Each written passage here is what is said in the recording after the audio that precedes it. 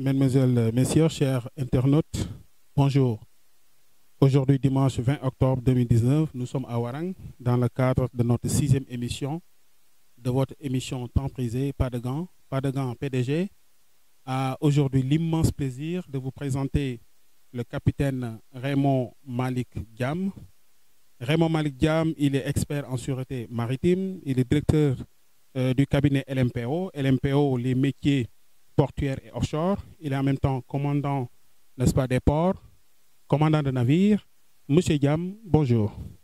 Bonjour, Monsieur Gueye. Voilà, Sine 24 a l'immense plaisir de se déplacer aujourd'hui à Warang pour recueillir quelques informations par rapport au métier que vous exercez.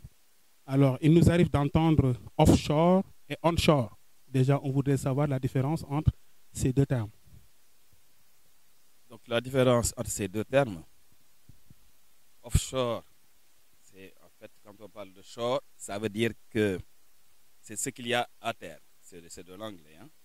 Donc, à terre, c'est onshore, sur la terre. À terre. Maintenant, en mer, c'est en dehors de la terre, c'est ça qu'on appelle offshore. Offshore. Donc, c'est toutes les activités qui se passent en dehors de la terre, spécialement en mer. Très bien. Alors, on a vu tout l'intérêt suscité par le pétrole depuis la découverte du pétrole et du gaz au Sénégal. Alors, généralement, tous ceux qui se prononcent sur ce pétrole-là et ce gaz, leurs affirmations sont-elles fondées, oui ou non? Vous, en tant qu'expert, qu'est-ce que vous pensez que les Sénégalais sont en train de dire exactement? Est-ce que ce qu'ils disent est avéré ou alors la majeure partie de leurs déclarations sont erronées? Bon, il va peut-être falloir que je sache un peu ce que disent les Sénégalais, particulièrement, et dans quel domaine.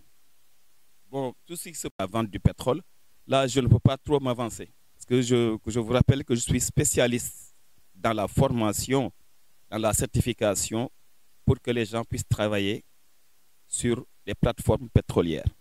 Donc, tout ce qui se passe autour, disons, les contrats pétroliers, ainsi de suite, ainsi de suite, je ne peux pas réellement me prononcer là-dessus. Alors, vous êtes formateur, comme vous l'avez dit tantôt, vous êtes formateur au métier du pétrole et du gaz. Alors, dans un moment où actuellement les filières sont nombreuses, hein, les jeunes s'adonnent à plusieurs métiers. Mais est-ce que vous sentez un engouement des jeunes vers ce nouveau métier-là, qui est le pétrole et le gaz? En tant que formateur, qu'est-ce que vous ressentez par rapport au comportement des jeunes, n'est-ce pas, dans ce métier du pétrole et du gaz? Monsieur Gueye, vous savez, le pétrole et le gaz, c'est un domaine qui est compliqué d'ailleurs, hein, qui est très complexe. Et là, c'est notre première découverte de pétrole et de gaz. Et les jeunes sénégalais n'ont pas d'expérience en ce qui concerne les métiers du pétrole et du gaz. Donc là, ce que je ressens personnellement, c'est que je ne vois pas réellement l'engouement des jeunes par rapport aux futurs métiers du pétrole et du gaz. Donc, je crois que c'est surtout par manque d'information et ils ne savent pas exactement qu'est-ce qu'ils doivent faire pour pouvoir participer au développement de du pétrole et du gaz. Bon, maintenant, l'État a formé une vingtaine d'ingénieurs en pétrole avec l'INPG, Institut national pétrole et gaz. Et cette vingtaine de personnes ne sera pas suffisante pour pouvoir réellement exploiter le pétrole comme il le faut. Je pense que dans les métiers du pétrole, on a surtout besoin dans les plateformes, on a plus d'ouvriers et de techniciens que d'ingénieurs. Voilà, concernant les filières, en fait, comme j'ai l'habitude de le dire, les métiers du pétrole, on ne va pas réinventer la roue, c'est des métiers qui existent déjà ici à terre. Et ce sont ces métiers qu'il faut juste parfaire et rajouter les certificats qui permettront aux jeunes d'aller travailler sur les plateformes.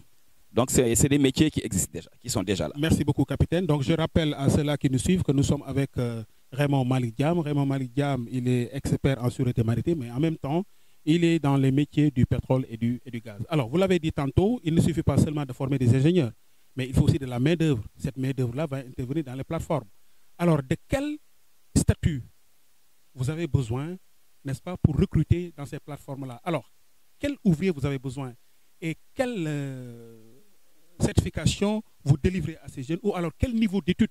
Encore, c'est que sur les plateformes, ils ont besoin, je ne peux pas citer tous les métiers, tellement c'est long, il y a beaucoup de métiers qui tournent autour des plateformes pétrolières, des métiers qui sont dans la chaîne logistique, ainsi de suite, ainsi de suite. Donc il y a tellement de métiers qui tournent autour et ça va jusqu'à environ 500 métiers qui peuvent graviter autour du pétrole. Maintenant, pour les plateformes proprement dites, pour les plateformes, ils ont surtout besoin d'ouvriers et de techniciens. Ces ouvriers, c'est qui? En fait, c'est les ouvriers qui sont à terre, qui sont actuellement en train de travailler dans leur domaine, dans l'électricité, les électromécaniciens, par exemple, l'électromécanique, quoi, les charpentiers, les peintres, ainsi de suite. Voilà, et tous les métiers, en fait, tous les métiers sont concernés par les plateformes pétrolières. Et de quel niveau d'études vous avez besoin pour pouvoir recruter ces jeunes-là? Voilà, il n'y a pas de niveau d'études particulière. Hein. Il n'y a pas de niveau d'études particulier, pardon.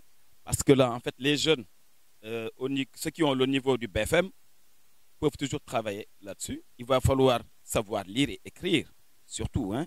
Donc, il n'y a pas de niveau particulier. En fait, savoir lire et écrire, c'est savoir lire les consignes qui seront affichées sur les plateformes, ainsi de suite. Savoir aussi communiquer, ne serait-ce que quelques mots en anglais. Voilà. Donc là, il va falloir avoir un niveau qu'on appelle le niveau savoir lire et écrire, et ensuite pouvoir communiquer en anglais. On n'a pas besoin d'un anglais high level, on a besoin juste d'un anglais débrouillard, quoi. Voilà. Maintenant, quand on sait, capitaine, qu'ici au Sénégal, c'est vrai que nous avons des ouvriers, mais ce sont des ouvriers qui sont formés dans des ateliers.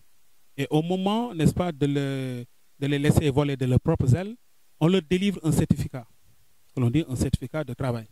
Alors, est-ce que ce certificat de travail-là peut servir à ces jeunes pour être certifiés au niveau de votre cabinet? Voilà, donc une fois que les jeunes ont leur certificat de travail, il va falloir que mon cabinet rajoute les 4 certificats qui leur permettront de monter sur une plateforme. Donc ces 4 certificats concernent surtout la sûreté et la sécurité maritime, et après la sûreté et la sécurité des plateformes.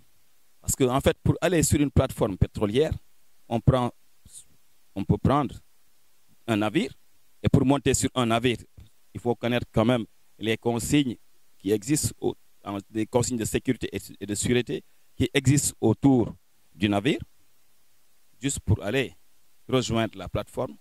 Maintenant, sur la plateforme même, il y a d'autres consignes de sécurité qu'il va falloir maîtriser. Donc, ces formations, certifications concernent, les 2 concernent le navire, les 2 autres concernent la plateforme pétrolière. Alors, mon capitaine, c'est le jeune qui a son certificat de travail, qui est intéressé par le métier du pétrole et du gaz, qui maîtrise un tout petit peu l'anglais, qui sait se débrouiller et qui voudrait travailler sur une plateforme. Alors, quel est le bon contact pour ce jeune-là pour pouvoir prétendre à un travail dans une des plateformes du Sénégal? Bon, il faut savoir quand même qu'il suffit, c'est vrai, comme vous venez de dire, d'avoir un certificat de travail, mais il va falloir confirmer le jeune sur ce métier qu'il est en train de faire.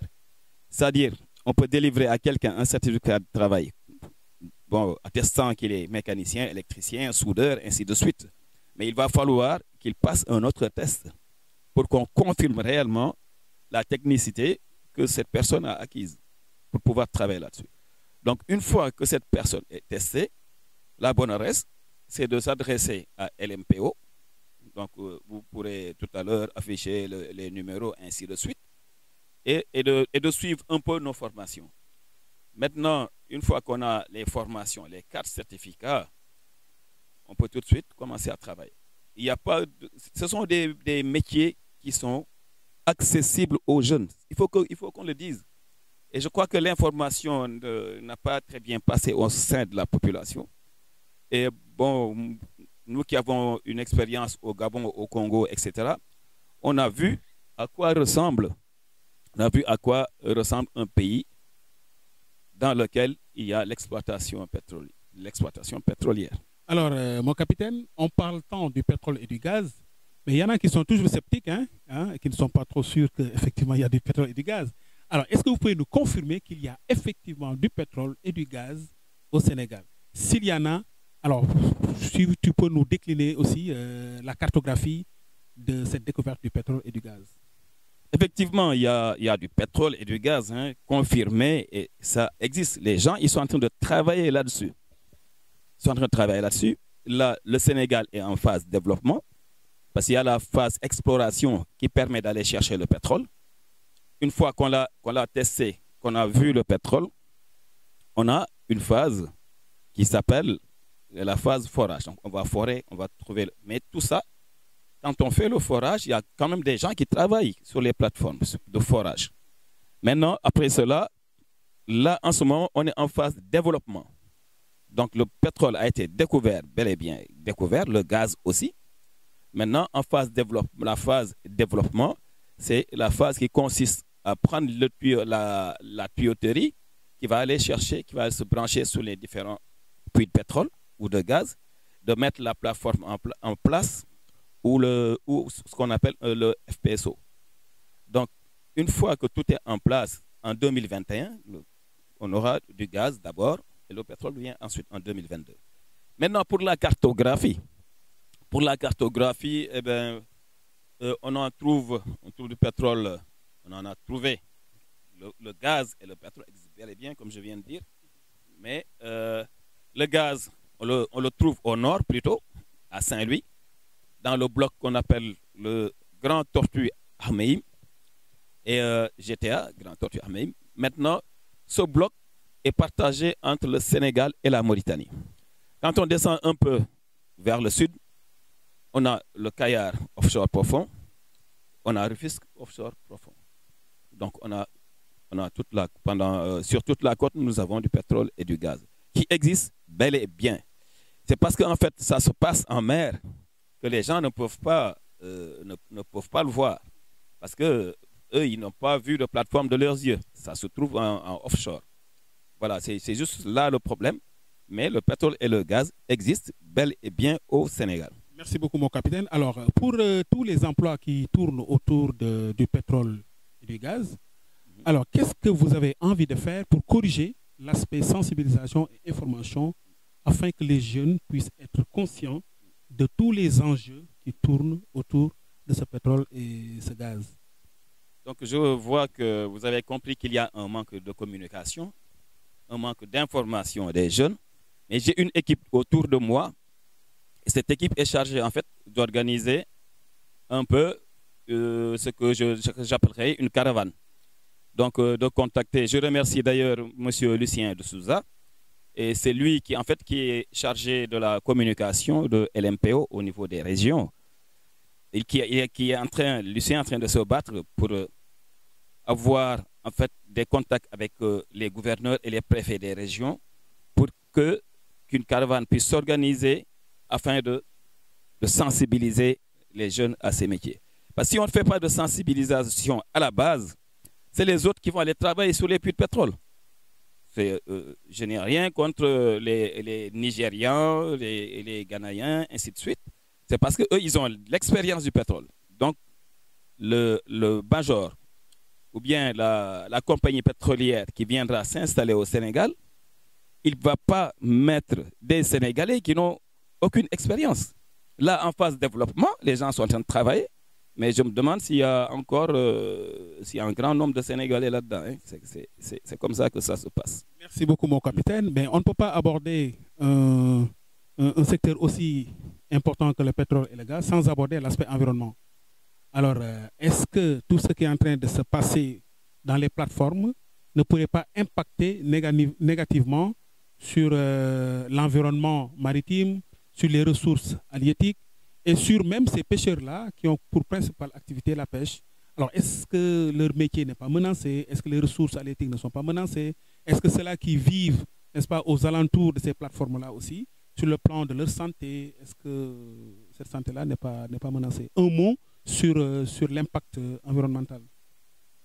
L'impact environnemental, c'est pas, en fait, il faut forcément qu'il y ait un impact sur l'environnement, ça c'est clair, parce qu'il s'agit de produits polluants.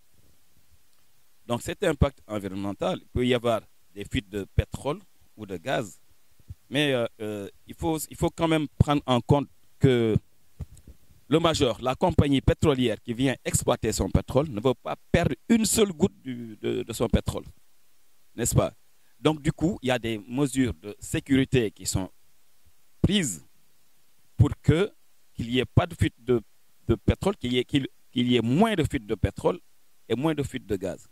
Évidemment, même si tu prends un véhicule aussi, tu vas d'ici Dakar, ainsi de suite. Quand tu conduis un véhicule, il y a quand même de la pollution. Ça ne peut pas se faire sans pollution. Tout ce qu'on peut faire, c'est essayer d'amoindrir en fait les dégâts. Et maintenant, en matière de technologie, les compagnies pétrolières sont tellement avancées qu'il n'y a pratiquement pas une pollution sérieuse qui puisse se passer, à moins qu'il y ait une explosion ou quelque chose comme ça, ce qui est très, très, très rare. Parce qu'ils prennent vraiment des mesures de sécurité qui sont très, très aiguës, très pointues. Et voilà, donc c'est ça qui évite un peu la pollution. Maintenant, concernant les pêcheurs, autour d'une plateforme, il y aura bien sûr, autour des plateformes, il y aura une ceinture de sécurité. Je ne peux pas vous dire c'est combien de kilomètres, ainsi de suite, parce que ça relève un peu de la sécurité de nos plateformes. On ne peut pas dévoiler le secret de cette ceinture de sécurité. Oui, de sécurité. Il y aura une zone qui ne sera pas touchée par les pêcheurs, c'est clair. Maintenant, pour ce qui concerne l'impact sur le poisson, bon, dans la phase exploration, dont j'ai parlé tout à l'heure, il y a ce qu'on appelle les navires sismiques. Ces navires qui envoient des explosions, en fait des ondes dans le sous-sol. Et ces ondes-là sont répercutées sur le navire.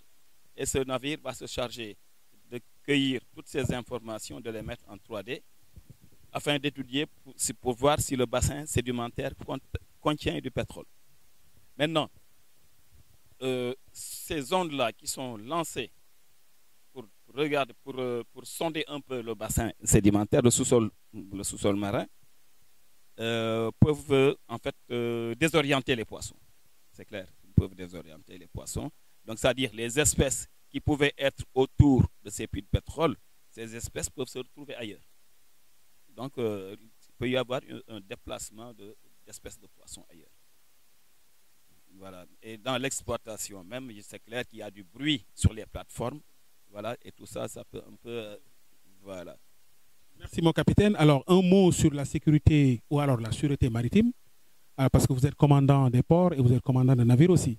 Alors, est-ce que vous avez l'impression qu'au Sénégal, alors la navigation maritime quand même ne souffre d'aucune difficulté au vu des quelques accidents que nous avons notés ces quelques années, tout récemment, l'accident qui s'est déroulé dans l'île aux serpents? Voilà, il n'y a pas, dans toute chose, dans toute activité, on n'a jamais zéro accident. Hein. La sécurité 100%, ça n'existe pas. Mais je vois qu'au Sénégal, l'Agence nationale des affaires maritimes, avec les inspecteurs qu'ils ont, qui sont sérieux, qui sont vraiment très pointus, arrivent à organiser quand même la sécurité autour de la navigation maritime. Quand je parle de navigation maritime, je parle des grands navires. Vous voyez que les accidents qui se sont déroulés là, au niveau des grands navires, il y en a eu un, c'est le bateau le Diola. Mais pour le reste, il y a plutôt des accidents au niveau de la pêche artisanale et du transport de passagers par pirogue. Voilà. Donc à ce niveau-là, en fait, il s'agit je crois que là, en ce moment, il va falloir refaire encore une campagne de sensibilisation pour le port du gilet. Donc il y a beaucoup de personnes qui pensent que le port du gilet peut te sauver de la noyade. Mais en fait, quand on porte le gilet, il faut savoir comment se comporter en cas de naufrage. Si on a le gilet et qu'on veuille nager n'importe comment aussi, ben, on est repêché, voilà, on peut se noyer. Et si vous voyez bien, il y a des gens qu'on repêche avec des gilets. C'est parce qu'ils ne savent pas comment se comporter quand ils plongent dans l'eau. Ils ne savent pas se regrouper. Et ce qui s'est passé à l'île aux serpents, à l'île aux serpents, donc là, en fait, vous avez vu qu'on a sauvé quelques personnes, hein, une quarantaine, je ne sais plus. Mais il y a des gens qu'on a perdus, c'est justement parce qu'ils ne savent pas se regrouper. Et nous, en fait, en matière de sécurité marine, on forme les gens en cas de naufrage, qu'ils puissent rester groupés en équipe et qu'ils puissent savoir comment lancer l'alerte, les alertes, ainsi de suite. Voilà. Donc, au niveau de tout ce qui est piroguier, généralement, c'est le manque de formation. C'est clair, l'État a fait beaucoup d'efforts, l'État a joué sur le prix des gilets de sauvetage, donc l'État a subventionné, il a fait une très bonne campagne, mais ce qui reste, c'est maintenant comment l'utiliser. Il ne suffit pas de le porter. Mon capitaine, seriez-vous prêt à vous engager aussi dans ce domaine, dans ce chantier de la sensibilisation, de la formation des jeunes au port du gilet et aux mesures de comportement en mer au moment où il y a ces noyades-là? Est-ce que vous êtes prêt à vous lancer dans ce chantier de la sensibilisation, de l'information et de la formation? En fait, dans ce domaine, j'avais déjà préparé tout cela, hein, des modules de formation, ainsi de suite. Je suis de Mbour, hein, donc une ville de pêcheurs. Et là, j'avais commencé à faire mes études et tout, à prendre des contacts d'ailleurs. Je suis encore en train de le faire, à prendre des contacts avec les pêcheurs, les capitaines de pirogue, pour pouvoir en fait leur dire qu'il faut qu'ils se forment à tout ce qui est sécurité maritime. C'est clair que eux, ils le font depuis, ils vont te dire, oui, mon arrière-grand-père faisait la même chose, voilà, ainsi de suite. Ils ont une connaissance empirique de l'affaire. Mais il faut quand même, comme on dit en Wolof, il faut quand même rajouter encore quelque chose. On ne peut pas tout savoir sur la mer. Alors, nous sommes au terme de notre première partie de notre émission PDG. PDG, c'est pas de gants. Alors, que SIN24 propose aux internautes. Est-ce que vous avez un message particulier à délivrer à l'égard de ceux-là qui nous écoutent, qui nous suivent et qui nous visionnent? Le message particulier que je délivre, plutôt aux jeunes, aux chefs d'entreprise, c'est de se former et de se mettre aux normes internationales. Parce que là, une entreprise qui veut travailler avec les compagnies pétrolières doit avoir en eux une certaine norme de qualité. Donc, et si nos entreprises ne sont pas aux normes internationales, les gens ils vont se tourner vers d'autres pays. Ensuite, pour les jeunes, ce que je veux vous dire, c'est que ce sont des métiers qui sont accessibles. Ce sont des métiers qui sont accessibles. Il ne faut pas attendre 2021 maintenant pour se former. Autant se former maintenant, avoir le diplôme en poche et en cas d'offre d'emploi, mais qu'ils puissent au moins postuler. Et en ce moment même, je ne fais pas de publicité, il y a une grande société de la place qui a fait une liste au moins d'une trentaine de métiers. Et ça, c'est pour préparer, c'est pour la phase de développement en ce moment. Et j'espère que les jeunes doivent pouvoir consulter cela pour pouvoir, en fait, pour pouvoir postuler. Sinon, ils prendront d'autres personnes. Merci beaucoup. Alors, je rappelle aux internautes que nous étions avec le capitaine Raymond Malick Diam. Raymond Malick Diam, il est expert en sûreté maritime, directeur cabinet LMPO, les métiers portuaires et offshore. Il est formateur au métier du pétrole et du gaz, commandant de navire, commandant des ports. Alors, nous avons eu l'immense plaisir, n'est-ce pas, d'être là avec ses amis, hein, plus particulièrement Lucien de Souza, que nous remercions au passage pour avoir facilité cet entretien-là. Alors, j'étais assisté par mon directeur de publication ou alors l'administrateur du site sin24.com, Arona Bodjansar. Alors, aux questions, il y avait Abdul Aziz Gueye. Merci à toutes et à tous.